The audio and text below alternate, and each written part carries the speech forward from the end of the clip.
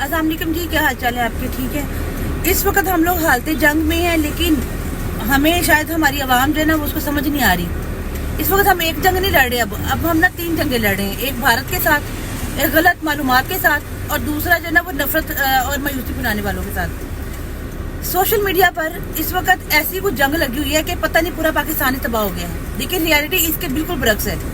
मैं भी इस वक्त ऑफिस जा रही हूँ, मैंने भी सोशल मीडिया पर रात से हम लोग देख रहे हैं कि यहाँ पर आग लगी, वहाँ पर तबाही मच गई। प्लीज इन चीज़ों से परहेज करें। इस तरह की इन्फॉर्मेशन प्रोवाइड करने से अवाम के अंदर जो है ना वो मायूसी और नफरत फैलेगी। तो हमें इस वक्त जो है ना वो मुठित होने की जरूरत है, और जो एक्यूरेट इन्फॉर्मेशन है उसको प्रोवाइड करें। व्हाट्सएप ग्रुप्स भरे पड़े हैं ऐसी इन्फॉर्मेशन के साथ जिसका कोई तुक ही नहीं बनता।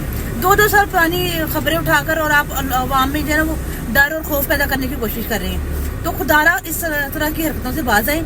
कुछ व्यूज के चक्करों में सभी काजमी ने एक वीडियो लगाई जो शादरा की आज से 4 माह पहले की थी, कि वहां पर पंप पे आग लगी, और उसने कहा जी देखें जी ये पाकिस्तान में आग लग गई है। कि शर्म नहीं आती ऐसे लोगों को कि आप सीनियर्स और लोग अगर आपकी बात सुनते हैं तो कोई इंसानों वाली खबर दे दो, लेकिन नहीं, इन्होंने व्यूज के चक्कर में अभी भी इनको पैसों की पड़ी है कि हमें पैसे मिल जाए, कहीं से हमें व्यूज मिल जाए, भाड़ में जाए मुल्क।